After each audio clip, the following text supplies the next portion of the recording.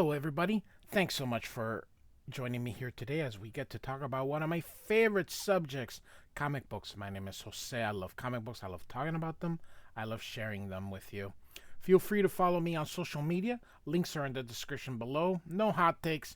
I just like to post picture of my art every couple of days. I don't even post daily, so I won't even bombard you with those. I do have a comic book that I'm working on and that I just post for free on my social media accounts. Like I said, links on the description below.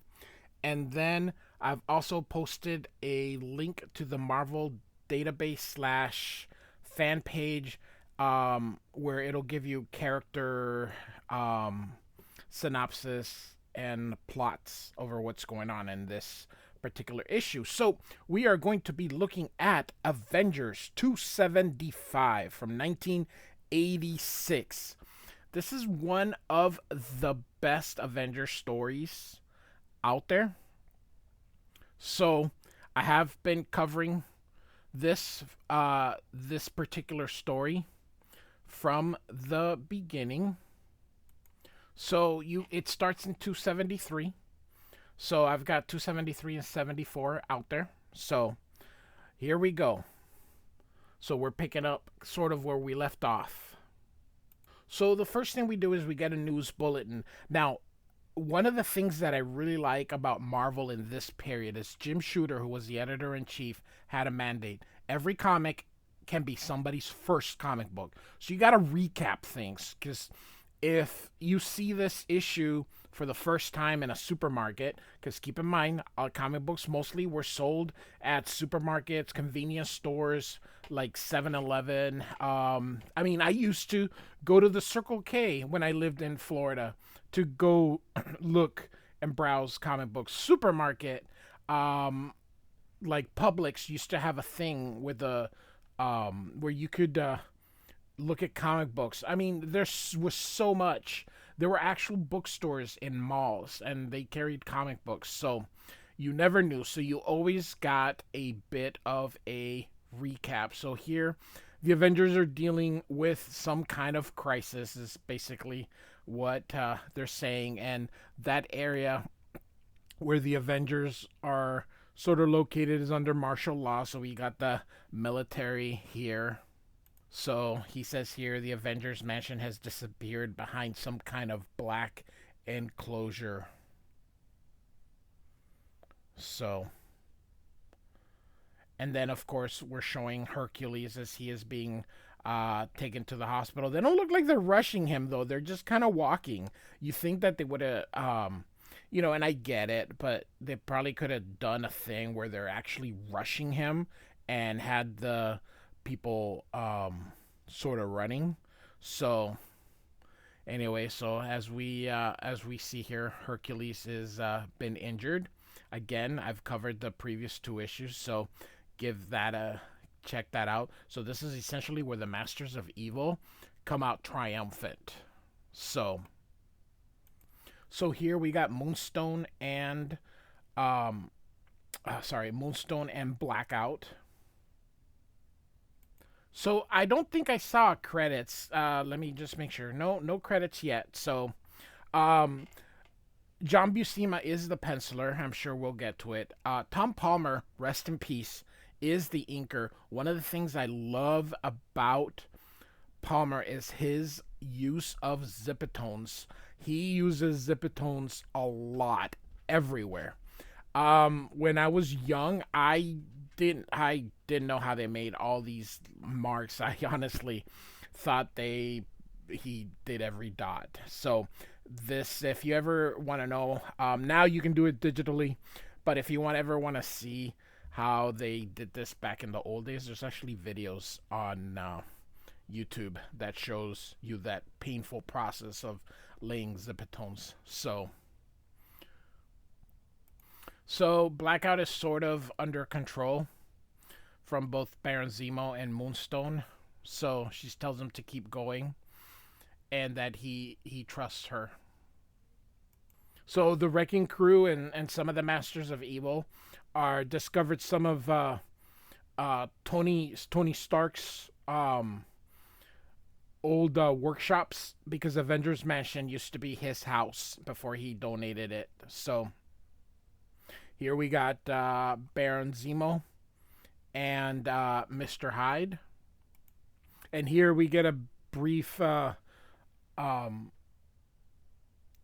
soundbite here that Tiger Shark, they found a stolen cab, and it was the Tiger Shark. And Mr. Hyde says Zemo was right; they couldn't stop him.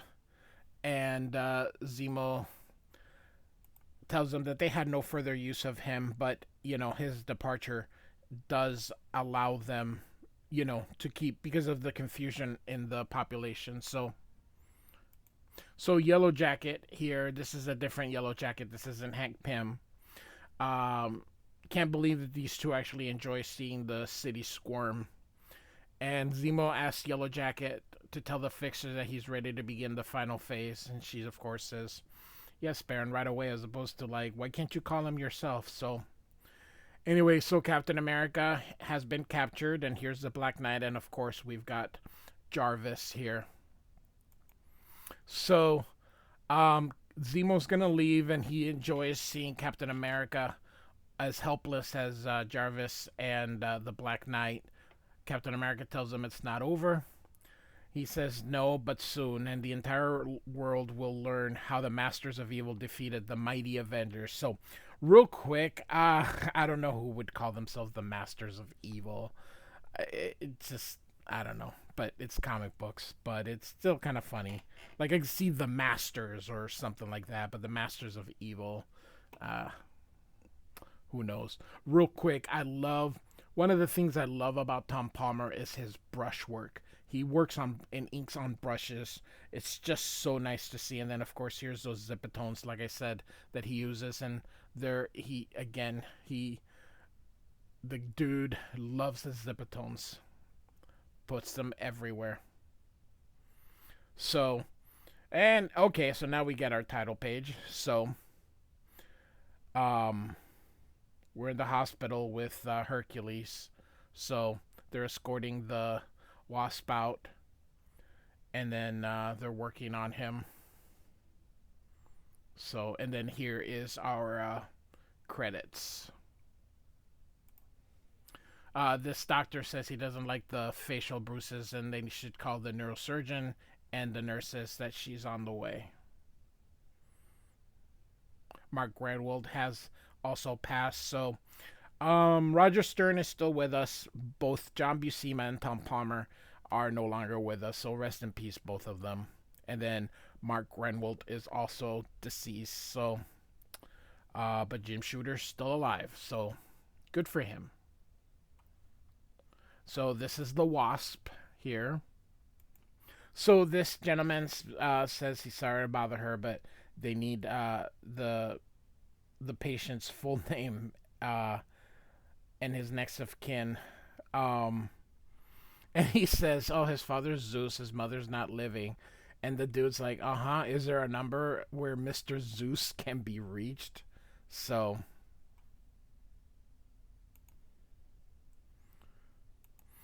underneath we have Ant-Man, who says that he doubts he has a phone. This Ant-Man is Scott Lang. It is not Hank Pym. So he said that he heard through the radio that something crazy was going on, so he's here to help. The Wasp, he offers help, but the Wasp's a little startled because he looks so much like Hank Pym. And if you remember, and I have covered the issue where Hank Pym kind of was going through a psychotic breakdown and ended up slapping her. So she's a little taken aback. Anyway, he asks that she call him Ant-Man. He doesn't want the world to know that it's Scott Lang. And she apologizes and tells him that the Avengers are beyond help. And, of course, she's going to give a recap because, again, we also have to establish new readers. So there's a lot of recaps that are done in traditional comic books during this era for newer people. She basically says that the Masters of Evil have taken over the Avengers mansion. They beat Hercules almost to death. Something's happened to Captain Marvel. They can't find her. And Captain America, the Black Knight, and Jarvis have all been captured. And she doesn't know what is happening to them. I love the brushwork. Just exquisite. So Baron Zemo is making a video for the people, and he's saying how they brought the Avengers to their knee, and of course Captain America says that's enough. Let Jarvis and the Black Knight go. They need medical attention, and they're not important to him, meaning Zemo, because they both know that he's the one that they want. Zemo tells him he is correct. His friends are important to Captain America, which is why he's not going to let him go. He's going to live to see them die, and none of them are going to get out of here alive. And Zemo slaps poor, helpless Jarvis, who's tied up. You think that they'd untie him, give him a fair, a little bit of a fair fight. Not that it would be, but Captain America tells him that the Wasp is still out there, and she'll organize another team, and they'll go after them. Again, I love the ink. Look at this heavy brush. Just love it. Zemo tells Fixer to stop the tape, edit out the outburst, and send a copy to the media. Captain America asks Zemo how he survived being killed by the Red Skull's daughter, and he says he'll never know.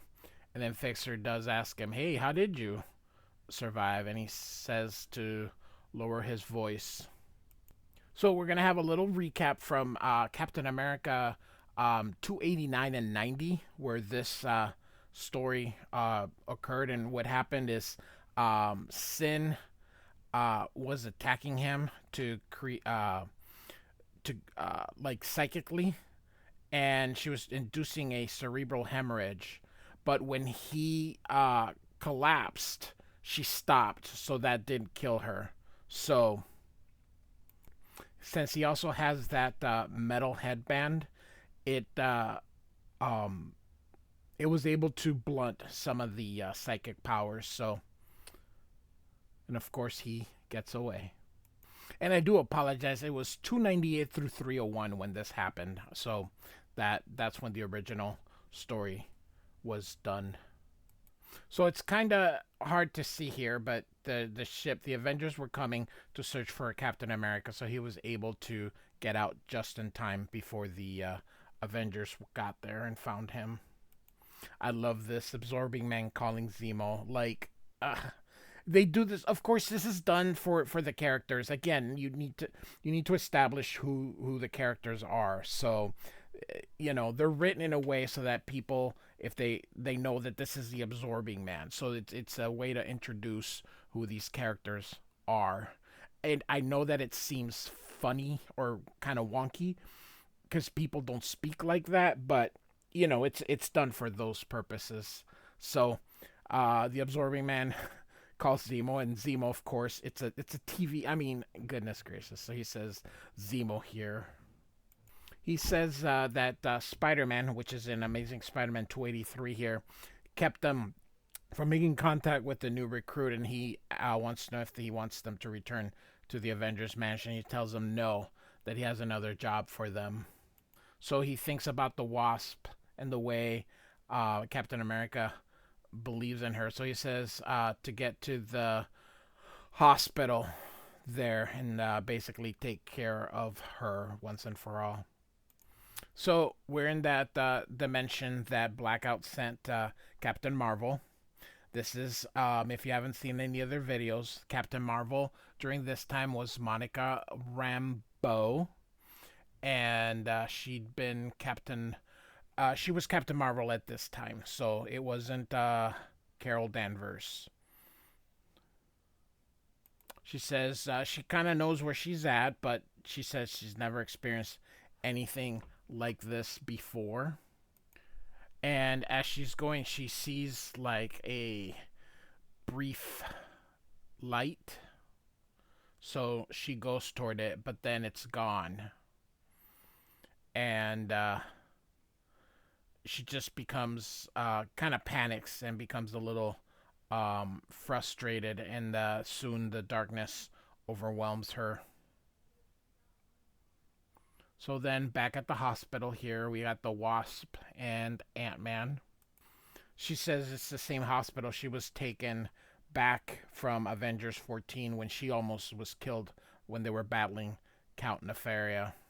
Look how kind of tall they they make. I mean, he's got to be like 8 feet tall there. So Ant-Man tells the Wasp that not to blame herself, that she's not responsible for what's happening. She says, of course, it's her fault. She's responsible. And Zemo was able to bypass their security because her procedures were not good. So she, of course, blames herself for everyone being hurt. And the doctor comes out and says they did all they could, but Hercules, unfortunately, passed away. Look at all these zipatones here. Oh, just amazing here. And this is a nice little quiet panel here. Again, look at the ink. Just, man, Tom Palmer can teach people a lot, even today. And by the way, this on Ant-Man is zipatones that he also used. Wasp says it's all over. Ant-Man tells her she can't give up. She said her and Captain America had tried to raise all the reserve Avengers. No one was able to answer the call. And she asked Ant-Man if he can call the Fantastic Four. She just can't do it and starts breaking down and crying.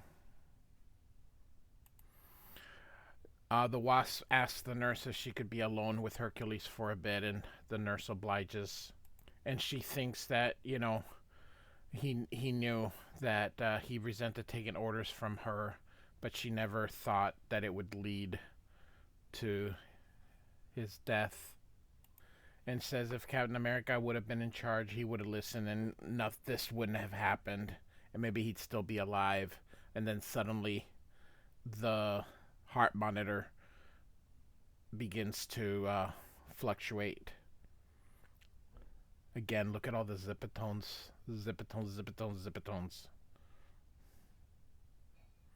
So she calls, and he's still alive, and the doctors rush in.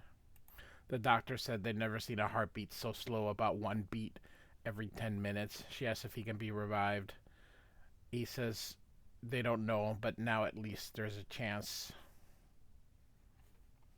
And she waits outside. Ant-Man says he was not able to reach the Fantastic Four. They were out in a mission. And she says it's okay, there's perhaps hope. And suddenly, the earthquake shakes. Or an earthquake begins to shake. So Wasp says that it's coming from outside, and suddenly, boom. So we can guess as to who's responsible for this here. Again, look at all these zipatones. Dude had to lay them down and then cut them off to make the lettering here. So it was, of course, Titania and the Absorbing Man causing a ruckus. And I've covered Titania's origin in Secret Wars, so feel free to check that out. And the police arrive, and of course, first thing they do is they start shooting. Who are these people? They're dressed in, I don't know. Maybe it was just a bad coloring job. Could be cops too. So the Absorbing Man changes into like a metal cover or body, and then uses his oh, what is that? His ball and chain here. And then they break in to the hospital, and of course, they want to make sure that the Avengers that are in the hospital are dead. Like they use the zipatones here. And AntMan says that he doesn't know who the woman is, and she says it's Titania. She's nearly as strong as She-Hulk. I love this comment here. He says, the Absorbing Man's bounced Thor around. We have as much chance of stopping those two as Spielberg had of winning an Oscar. And then she says, Scott, if not us, then who? Of course, this is all before Spielberg actually has won 2 Academy Awards. So, back at the mansion, Zemo is watching the news with who says that the 2 that were terrorizing JFK Airport are now at the hospital. And the police are helpless. And Zemo laughs, asks Captain America if he still thinks that the Wasp can stop them. And Captain America says, don't count her out yet. Zemo found this picture of Captain America and Bucky that he had in his locker. And he, of course, tears it, trying to cause some more damage to his ego. Of course, during this time, Bucky was believed dead. Of course, we all know that Bucky is now the Winter Soldier.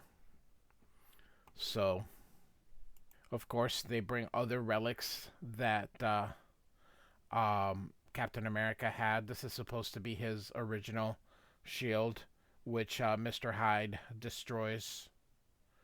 And Captain America just looks and says, I'll remember this. And Zemo's like, nothing will break his spirit. So Zemo says, gag him and start with the butler. Hyde says he's going to make him pay for everything that he has done to them. And he's going to eventually kill Captain America. But first, he's going to start with his friends. And he grabs the butler and removes his gag. And he wants Captain America to hear him scream. And you can see the horrors in the eyes. And he just begins to beat on poor defenseless old Jarvis. And the Black Knight begins to awaken as he hears the screams. And he hears Jarvis, and he's got to try to get loose and wonders where his sword is. Of course, his sword and Captain America's shield are in an energy field, it says here, with the Fixer. Fixer's trying to examine because both the shield and the sword are essentially indestructible. And Zemo tells him that he can examine them later. Zemo tells him that the Avengers' main computer hasn't been able to be hacked by Yellow Jacket. So they basically want the Fixer to do it. So Zemo says that it's going to take a little effort to squash the forces that surround the mansion, and it'll allow them time to muster up additional troops so that for him to assist Yellow Jacket to remove the memory circuits for later study. Of course, he means hard drive, but not in the 80s, probably not too much of technical language. And Fixer says he's happy to help such a talented young lady. Of course, she's creeped out by them, but doesn't have a choice because Zemo gave the order. And back at the hospital, you can see everyone's sort of running for cover here. And the Wasp and AntMan shrink themselves and go toward them. And of course, the Titania and the Absorbing Man don't see them. See again all the zipatones that are used. So the Wasp comes out and uses her stingray to hit, and he turns human again. And Ant-Man goes up and turns to regular size and uses it to punch him. And Titania is doesn't like that, so he shrinks and she ends up hitting the wall. So the Absorbing Man gets energy. He absorbs the energy from this junction box, and he's gonna take it out on the heroes. And here comes Titania to go get Hercules, and Ant-Man commands the ants to go and attack Titania. Look how big these ants are. So, God, even at scale, they'd still be tiny. It's just funny. All right. So he breaks this alcohol and absorbs it to get the ants off her. They realize that turning into a non-solid disorients him. So as he was getting back, they use a little bit of that little flying ant to bite him, and of course with her sting to knock him out. And Titania ends up grabbing the Wasp, but the Ant-Man ends up saving her with a canister of gas. So now she ends up shrunk, and the Wasp blasts her with her sting power. So here comes the Absorbing Man. He's gonna end up getting Hercules, but you can see Ant-Man is coming toward him, and so he's gonna touch him and take his strength, but the Wasp gets on top of him here and uses some more of her powers and ends up finally knocking him down. And here comes Ant-Man then bringing Titania. The doctor then gives him the good news that even though Hercules is still in a coma, his strength is returning, and they think that he'll live, which of course makes him happy. And we get here to finally our last panel here. The Wasp basically says, now comes the hard part. They need to get control back of the mansion, and now it's their turn. So next issue, Revenge. It should have said Avenge because it is the Avengers. I think they missed it there, but regardless. So hope you enjoyed it. Avengers 275 from 1986, written by Roger Stern, penciled by John Buscema, with inks by Tom Palmer. Like and subscribe, and thanks for listening.